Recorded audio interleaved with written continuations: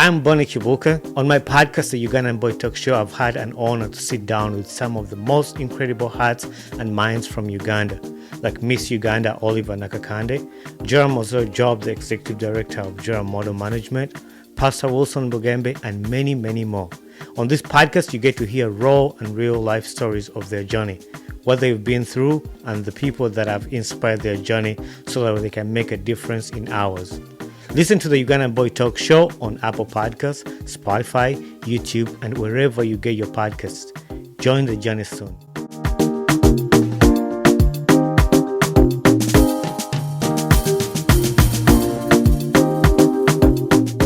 Nathan, welcome to the podcast, my brother. Thank you for having me.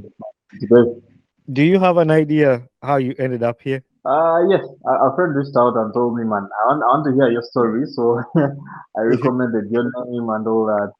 Oh, cool. Thanks, man. Who was our friend? Simon. Picture by Simon. I think he's the Yeah. name. So it's funny because a Picture by Simon recommended you to be on the podcast, but I went back in my notes. I was searching your name on Instagram, and then it brought all my DMs. Nendaba Sozi recommended you a while back, like Oh, wow. long.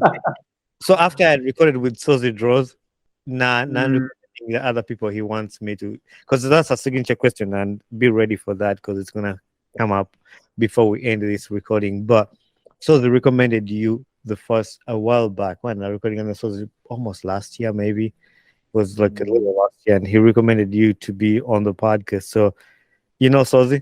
yes, I do. I actually work with Sozi. Okay. How do you work together? Because he's in animation and you are in photography. So Fancy Media does media. It does let's say branding and all that. So that's where Sozi comes in. Sozi is an animator and graphic designer. So that's where we get work together. Okay. Though my specialty personally is photography. And we're gonna get into that. But yeah, I had Sozi here and I saw he recommended you to be on the podcast. There's one funny thing, and Sozi talked about it when he was on the podcast. He made like a funny joke of him looking for a girlfriend, and I saw it came up a bit again. WhatsApp. I saw it on WhatsApp, and I responded. I think I shared with you. It's like that's funny. Tell me Yeah. about that. Who came up with the idea of Sozi like say we're hiring, and then you can submit in your applications. How did that come about? Well, it happened that that time when Sozi's birthday came up last year, Mhm. I wasn't close, so I wasn't close to where I was, so I couldn't get him a gift in that very moment. So I thought, you know what? Let me just give him a virtual gift. We'll see other things when I get back. So that was more like my gift to him, Yeah. Yeah, we are hiring and all that. Yeah. That was funny. And if I find it, I'll put it in my videos so the people watching on YouTube or those who are listening, you won't be able to hear it. But if you check out the video on YouTube, you will be able to see it. And I might post it on Instagram if I'm able to share it on there. But yeah, I wanted to start in that to just kind of let you know how you ended up on here and for the listeners to know who is this guy that Bonnie brought today, Avawa. How did he end up on the podcast? Because a lot of people ask me, how do you get your guests on the podcast? I'm again you over Funoto, like how, and I'm like, people recommend people, and then another person recommends another person. So that's how you guys ended up here.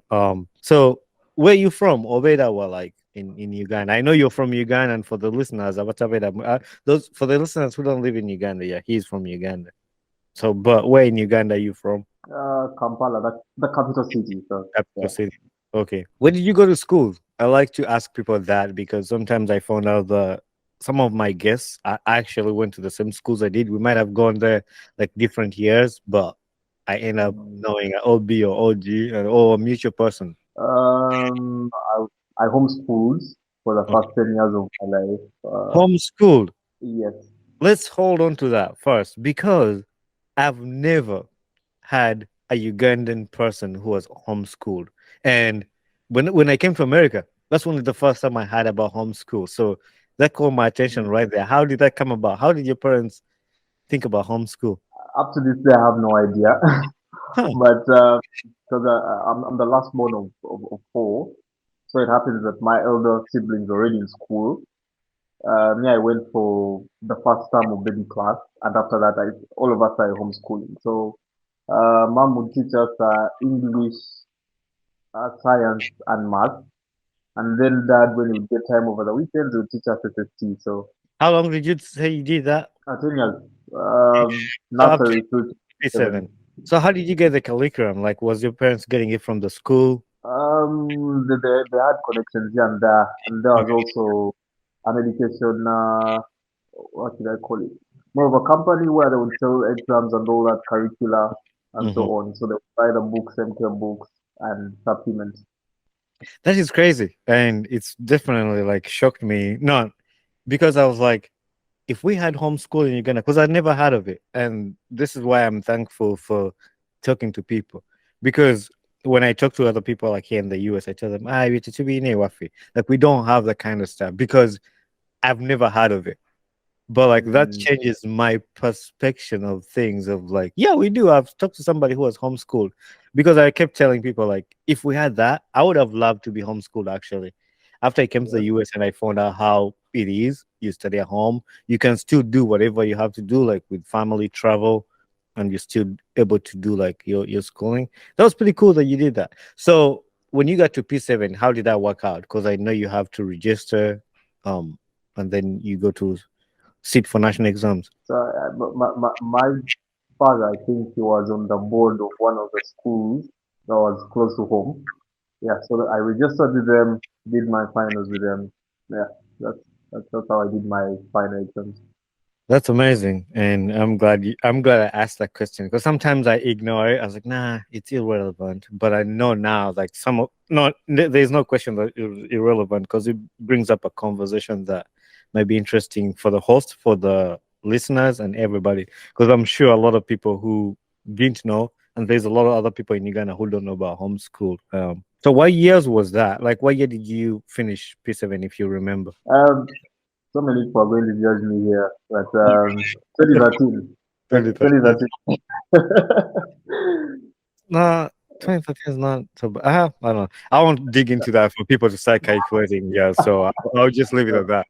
But yeah, that's amazing. So now, where did you go for high school? I joined Masaka SS 2014 Hmm. through to 2017. Okay, Then I joined St. Henry's College, Itovu, 2018, 2019. that is crazy because now you made me feel like an old person. Yeah. I know. I don't like doing that. I don't like doing that. Yeah. You made me feel like an old person. Yeah. So you were. Did you have any issues being homeschooled when you went to high school? Like, did you see any differences from other students than you, or no? Yeah, yeah, really.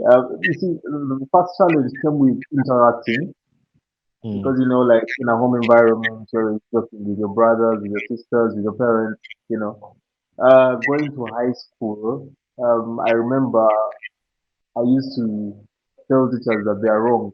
You Yeah. put up like, no, that's not right. You're wrong, and it got me into a bit of trouble until when I learned to not to be that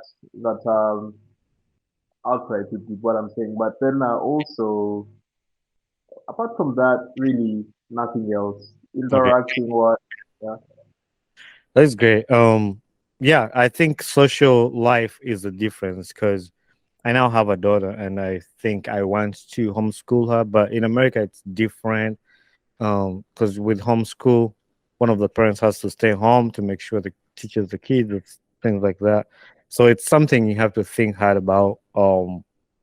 But it's really good because you can train up your child in the way that you want them to learn or teach them the things you want them to learn. But also comes with a cost too, because if a child, like you said, you go to a high school now and it's hard for you to connect with other kids because you're only used to your family and friends. But yeah, that's interesting. I'm glad we touched on the. So I usually like to do the school background, like I said, because learning to know maybe somebody is gonna be. I have my washer going on. I don't know if it's loud. Oh, I don't know if you can even hear it. no, I can't hear it. Okay. My laundry was going and it was making a loud noise here. But I like to do that to just kind of give the basis on to somebody's story. My big focus today was going to focus on your fancy media pictures. And so when you finished high school, did you have anything in mind that you wanted to do? Actually, so I meet I meet when I go to St. Mary's College Itovu. That's where I met Sozi, Okay. and we had a search with all prom party in Mm. Trinity College Bingo Okay. 2019, and the photography team that came along. I approached the gentleman who was heading the team, Andrew Katende, and I told him, "Hey, I'm interested in photography. Would you teach me?" So I was like, "Yeah, I will. On one condition, you get to buy a camera." I'm like, "Okay, cool." I looked into that. I remember that time I had 200,000 shillings, Yeah. and I was thinking, how am I going to make this? But yeah, luckily I saved up, and before the end of my Form 6, I had a camera, so I started What camera did you buy? What camera did you start with? Nikon D80. Okay. Yeah, so when he got to know that I got in the camera, I was like, oh, this guy is serious about this, by the way. So there was a competition, a Dutch competition, photography competition that was happening. I think 2 weeks before my final exam, but these competitions were out of school. Actually, they were in Entebbe, Mm-hmm. and the school is in Masaka, and the camp was for 5 days. Yeah. So I asked to leave, and up to this day, I'm really grateful to my parents for for having let me leave because I don't think I'll let my kid leave school when their finals are in like a week. Yeah. So I What go. what excuse did you give to the school? Because I know when we wanted to leave school, we had to get a pass out, and either you're sick, school fees, or it has to be a big reason for you to leave school. What excuse did you tell them? Actually, I told them the truth because like so he's extremely supportive of co-curricular activities. Yeah. So I told them the truth. I showed them the invitation. Actually, I went with my parents, and they were like, "Yeah, it's okay." Hmm. So That wouldn't have happened in high school. No. Either somebody has died, you're sick, school fees. So for me to go for anything, I would have to lie. So like I would have to mm, lie. And then you tell them like, hey, or what Dwa or somebody you call up somebody say, hey, come at my school and tell them what way your food there, and then so they can let me go. But yeah, mm, that's I like schools that are supportive, like something like that. But also to keep in mind, like a child, if you're gonna have your finals in a week, it's a critical moment for them to let you go do something that's not in line with school or something like that. yeah. So I went. I took part 5 days. So they wanted 4 people out of 10 to be part of the mentorship, and I remember I was number 2. So that's basically the start of my photography journey. Yeah. Um, did you so you bought a camera and you were still in school? How did you learn the things you were able to take to that competition too? Like the skills you were gonna say, I'm gonna take these for you to even be able to be number two. Actually, the competition was an amateur competition, Okay. and what they looked out more for was the spirit and what you look to achieve later on. Because there are guys who are actually better than me, Mm, but I think there were parts that were like more of interview. They'll be like, "Hey, after here, what are you going to do?" and all that, and that would gauge whether they would take you on. Because some people that were among the 4 right now are non-photographers. They're into other things, so they were trying to get as well. Will this person stay around or not? mm. That's really good, and I'm glad like you stayed onto that. So how did your mentor, the person you reached out to, I don't remember the name you said, but how did he continue to help you um till to the point where you were able to go on your own? Wait, did you ever Oh, reach so out to him again after you bought the camera, and did he ever help you through? he actually helped me buy the camera. He came to school. I was like a club president of sorts, and Okay. there was a function. So um, collected. Then it was a lot of money. I collected 1 million shillings. He came to school. I had to count it like in the corner so that people don't see me. I gave it to him. So he went and bought it. Yeah. The next time he was coming to school, he came with it. So he connected me to that internship program or Mhm. mentorship program. Then after that, because he was one of the trainers in the mentorship program, the pictures we took, we used to submit pictures every month. The Mhm. pictures we took would give them to him, and he would send them to the Dutch organization. So Yeah. we kept in touch. Actually, very many of the commissioned work that he would go to do, I would ask him, and I tag along, something Mhm. like that. So That's always good to have somebody to hold your hand mm, while you're going to achieve something that you want to do. And it always is important, not only in photography. And I always remind the listeners, like, not only photography, but anything you want to achieve, when you have somebody, a mentor, it's always good to have that person that you look up to and you ask for guidance or assistance. And it makes life a lot easier. Now, when you got your mm, camera in school, did you ever take pictures for students in the school and you sell it to them? Did you ever do that? no, I would check just for the thrill of it. I was learning. Basically, all of us, me who own the camera, and other students who would once in a while use the camera, we were still the same way. We would be all in nothing. So Yeah. just take pictures, put a watermark, give them like that. Yeah. You never sold any of them? No, I didn't. So now how do you meet Simon? So me and Simon come from the same village. Okay. So What, vi- Simon was, oh, pardon, what village is that? Masaka? New Kumbu. Nyukubu. I've never heard of that. Yeah, yeah. So we happen to come from the same village, and he attended Chitovu at a different time than when I went there. So we never met actually in school, but we knew each other from back in the day as children. So Okay.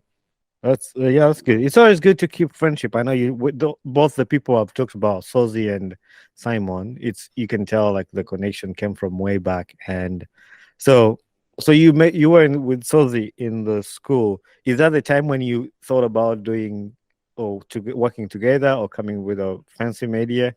When did that come about? actually, funny enough, me and Sozi weren't really close because I wasn't even in the creative scene. We weren't in the same class. He was doing math, I was doing humanitarian like art. Mhm. But so we did a few, no, we did illustrations actually for our school magazine, and everyone knows him for that. So after school, when I entered the creative space, I was like, there's no better person to collaborate with other than Sozi, at least in my circle. Yeah, that is good. I have a friend too. So I have a friend. I was coming back to Uganda, and he wanted to buy a camera. I think it was the Canon R RT6 or something. Those I think they're like Mm, 1 million or something like that. So he bought it through another friend. So the other friend had connected with me. He's like, "Hey, you're going to Uganda? Will you take this camera to this guy?" I was like, "Yeah, sure, I'll take it." And I took this camera to this guy in Uganda. I've never seen him. I didn't even know about him. He came and picked it up. He was so happy that I brought his camera because he thought some other person would steal it. I gave it to yeah. him, and he was so happy. He's a painter. He draws like on sketch, not like sketch, but he paints like some drawings on the canvases. So he made me a canvas. Like, hey, this is my gift for you for bringing my camera. And since then, I think it was like 2017, we've become friends. Like now, he has also designed like some graphics for my podcast. And now we have another big project coming up where he's going to become like a editor or like editing Mm, these podcasts and like putting them up. And he's in Uganda, I'm in the US, but the way we're gonna connect with that, like that's a lot. We've been thinking about this for a long time because now, like I've told you in the beginning, I'm the editor, the recorder, the host. So it's a lot of work. And mm, being in the US, like everybody, like it's really hard to find people to work with, and like the area where I'm at. But like we've built a friendship. I've only met him once, but we've been friends since 2017 till now. And like now we have this plan or project of expanding this podcast to be, it's already remote. It's like now I'm talking to you in Uganda. I'm yeah. recording in the US, and then it's gonna go back to Uganda for editing, and then it will go on YouTube. So there's a lot of behind the scenes that's going to be happening in there.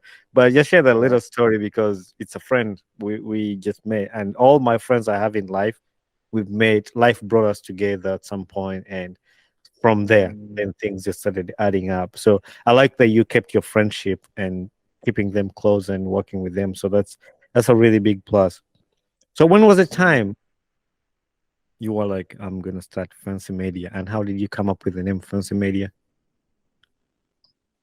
Fancy, fancy, fancy. And why Fancy? There's yes. There's that hit song from 2013. I recall so well. I'm so 20, fancy.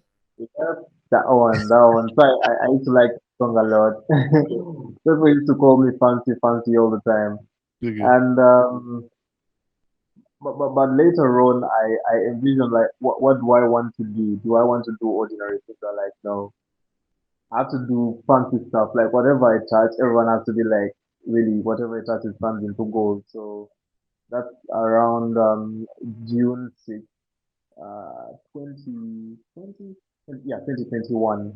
Yeah. Uh, we put up our first post on we actually fancy photography started before that. I would say around 2019, end of 2019, went through COVID and all that, but it was kind of like dormant. And but uh, closing to the end of 2020, we started working on the paperwork of having fancy registered. Yeah. And by the end of 21, it was fully registered. So as a Fancy Media Limited, and yeah, so then also Fancy Photography changed to Fancy Media Pictures.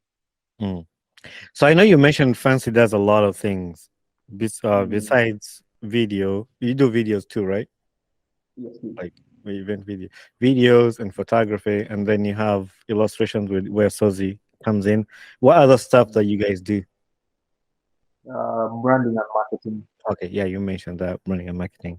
Um, That's crazy that and from earlier when I asked you when you finished like P7 and stuff, that in my head, I know like this guy is still like a movable guy, still a younger person, but like having all this going on, like it's really kudos to you, man. It's really hard for our fellow youth in Uganda to find their niche, to find something they want to do. But like here you are with your whole company and doing really good pictures. I have your Instagram pulled up here with Fancy Media Pictures. And whoever's listening and needs pictures, you know where to go. You know the place to be. And I'll have his usernames and social media platforms attached to this episode when it comes out. But I wanted to ask you another question was besides the mentor that brought you the camera at the beginning, are there other people in your life that you've looked up to in photography and you admire their work and they've inspired you? So I've I've gravitated more to wedding photography, documentary photography, as well as event photography. And there are people who have told me this is what you do. So when it comes to documentary, it's my mentor Andrew Katende, Mhm. that's the one that I started with. He really shows me what to do here there. When it comes to weddings, there's a gentleman called Makula Pictures. Oh yeah, Once in I've a had a couple of pictures. Yeah. so I once in a while reach out asking what should I do here, what should I do there. Then when it comes to photography, there's a event photography. There's a gentleman called Samuel. I was doing some internship sometime. I found him there as a photographer, and we kept in touch. Mm. So this That's really was good. Have you seen? I've interviewed a bunch of other photographers on the podcast. I don't know how many episodes you've seen on my podcast or heard, but there's a lot of photographers. And the funny thing is, like a photographer will recommend another photographer, and like listening to their stories. I have had. I don't know if you've heard about Shot by Mo, Buscago, um, Picture William takes. Nyaika yeah. also does some pictures on Instagram. So I've had all those guys on my podcast to just talk about the photography journey. I loved pictures. Like I still love to take my own pictures, like even on my Instagram. Like I've lately I've not because I've been super busy, so I don't really. But there was a time where I would post a picture of myself, like at least every day on Instagram, and I love taking pictures. But I Yeah. was more into like nature pictures too. And I have a page actually that I started a long time ago. I don't have any fancy cameras. The cameras I have are just, I mean, I do. I'm actually going to buy another one for just my videos for the podcast to just improve the quality. But like I started that photography page and it's just nature. So I go out in the woods and just find something good and just take it. And now that I start working with airplanes, like there's a bunch of airplanes that come into our work and they're different. So like, oh my gosh, it's a cool airplane. Like they're most like private jets. So like I take a picture of that and just put it up there. Edit a little bit. I don't really put a lot of time in there. So I had the love for photography. So every time I sit down with somebody who is doing photography for a living, I like to pick their brains to see how they'll process that and being able to do that. And do you ever think of doing any other kind of photography besides besides people and weddings? Yeah, I tried, Yeah. because I've been doing it like for now coming to 4 years. Hmm. You do other things. I did products. I hated it. I did sports. I did it one time. Then I saw the Olympics, some guy's camera getting hit by a ball Yeah. and he lost it. I was like, no, I'm not going this time. It's interesting. I might go there sometime. Yeah, Yeah. but major documentary, wedding, and even photography for now. That is awesome. And you're doing great. You did good. And on your Instagram, you just have these wedding pictures that you just posted recently of Akashe Weds Mary. It was really dope pictures, and I looked at those. How easy is it to find clients, and how do you promote your work? So it's majorly recommendations. You really can't convince anyone of how good you are unless they've seen you over time. Actually, that's what I used to tell people about AI. People work with other people because of relationships. They don't work with them because they've heard they can deliver. So if you work with someone, they know your work is good, they trust you, they recommend you to another person, and that's Mhm. how. And you make sure that the clients you get, you keep them, you do good work for them. Yeah. Have you heard of Moxie Photography? Yes, I have. Moxie. Do you know him personally or no? No, but soon. We are pretty much in the same circle. Yeah. Moxie is my childhood friend, my OB. We went to school together and would play basketball together. I hosted him on the podcast back in the day before it got all this like attention and everything. His episode is still back there. I need to bring him back again. But and oh, at that time I wasn't even doing video, so it was audio episodes. So I need to host him back again. But yeah, he's into photography too, and he's a childhood friend and he's an amazing guy. So I was just asking to see if you know him. But what are some of the challenges you faced into this path of doing photography? The start was tight. Yeah. So, like, equipment is crazy, the prices. And the market isn't willing to pay that much, especially when you're getting out of your shell, because they also know your work isn't that good. I remember I used to do gigs for 50,000 and all that. I remember my first serious gig when I just come to Kampala was a birthday. It was September 8th or Yeah. September 7th, 2020. I was paid 120,000 shillings. So on that 120,000 shillings, I had someone give me a nice camera at around 50,000. Hmm. I used 30,000 to get a speed light. I put in batteries for 10,000, so that's already 90,000, Yeah. and transport for 20,000. So I'm left with 10,000. I have to go back and edit around 200 plus pictures and put on data to upload them on Google Drive. So basically, I ended up with 5,000. And now this is me. I have two cameras. The first one that I bought and the one that I won at the mentorship, but they're not really professional cameras. You can't Mhm. really use them professionally. So I had to find a way of saving up to get my own equipment and all that. And it wasn't an easy road, but yeah, Yeah. we overcame. That that is crazy when you say yeah, the start is not e- easy. Like, and a lot of people, that's when they lose it. They struggle at the beginning and they don't see the outcome. But sometimes when you persist onto something, it gets to where you want to see it. It's the effort you put in that you're gonna it will help you to get to the final part of it. Even when I was starting the podcast, like I was telling you at the beginning, I didn't even do videos because I didn't have a camera. I didn't have anything. And then I started, I was like, oh, I can add video to it.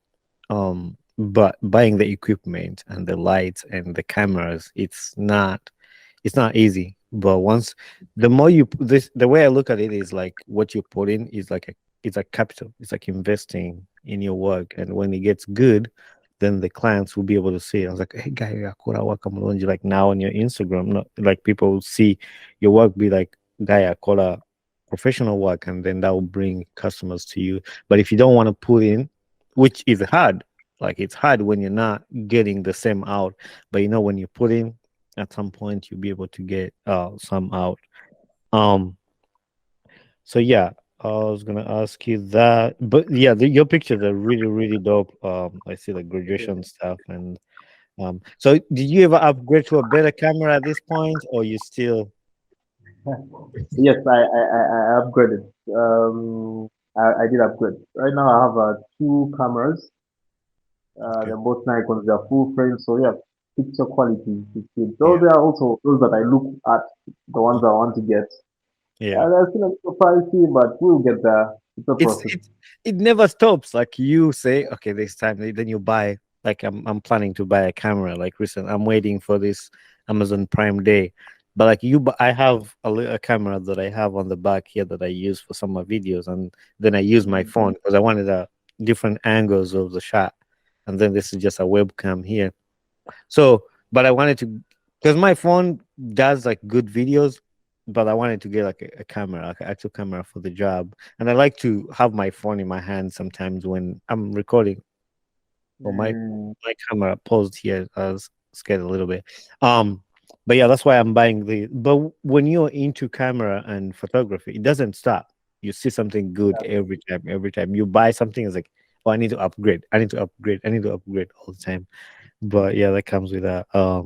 But anyway, I've enjoyed listening to some of your story and your journey. But I have a few questions that I want to ask you before I let you go. What has okay. been a life lesson you've learned in life to this point? Um, Success is a process. Uh, Work is long term. So to start with, life is start. I say start is a process. Yes. The fact that I set out in 2019, I set out with many other people who are doing pictures, and some of them we are still going in the industry, and we are growing the contacts and everything, and we are getting better gigs over time. But those who wanted to just come, hit it, go, it hasn't really gone well for them. And then wealth is long term.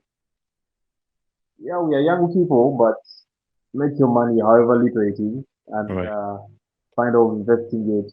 And the next 10, 15 years, things will be way much different than how they are right now. That's awesome. And hopefully another youth or somebody out there is listening to that so they can help them whatever they're at in life, and reminding them that success is a process, like you said. It's not gonna come tomorrow, but you just keep working towards it, and it will come eventually as long as you don't stop. Like they say, never give up. I know it's cliche, but never give up is always good. Just no matter what, just keep going. What gets you excited about life? Wow. Um, well, that's that's a broad question. Like some days, because I usually work Thursday through to Sunday, other Mhm. days Friday, Saturday, and the rest of the week I'm really not doing that much. Yeah. And today I woke up and I wasn't looking forward to that much since it's a Monday. Mhm. When you ask me that question, it really makes me think a lot because To be honest yeah, with you, like I don't think that question has a like a one answer, like a perfect answer. People yeah. have said anything, like from food Hmm. to cameras to just actions, like doing something to somebody. So everybody has had different answers, which it's the joy of the question. Because so some people say, oh, if I do this for some person, that makes me really happy about life. But you could give any answer that you want.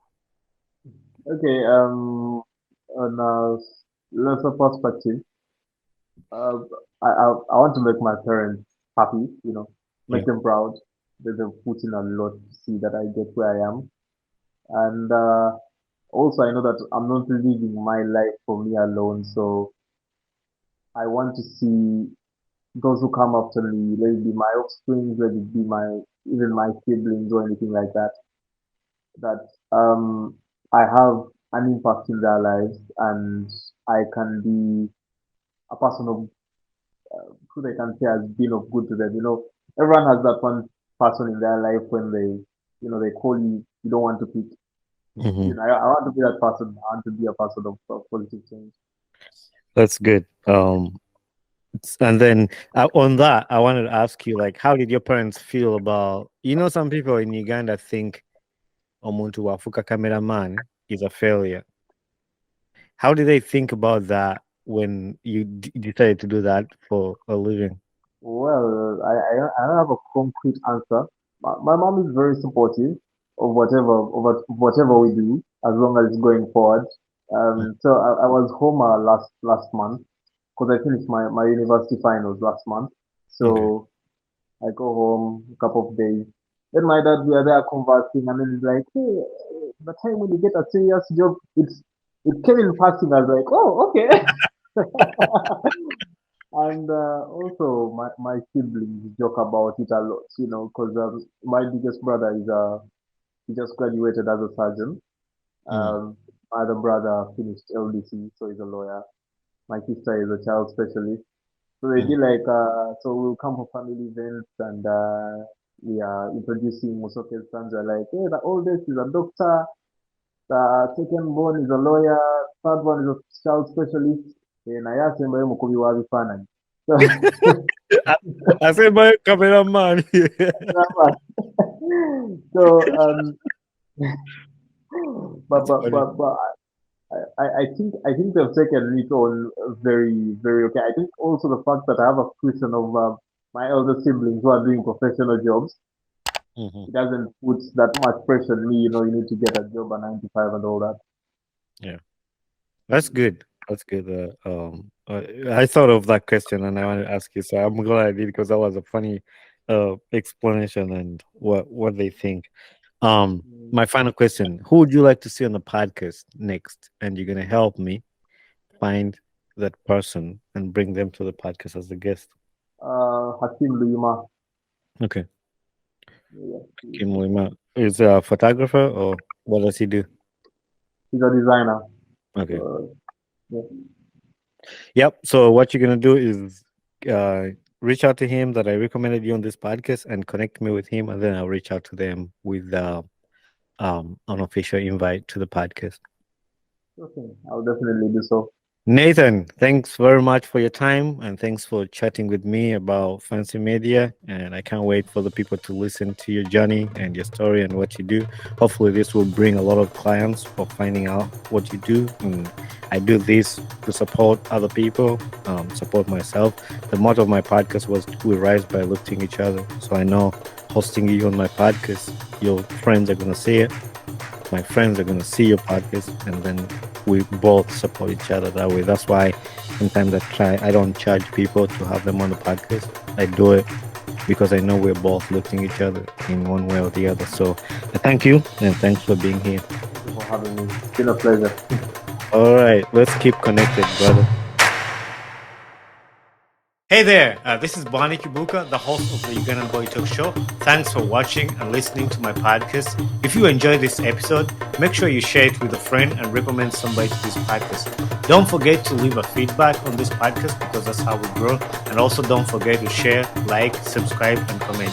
Join us on our social media platforms on Instagram, Twitter, Facebook, and YouTube. So we would love to hear from you. Thank you very much and be blessed.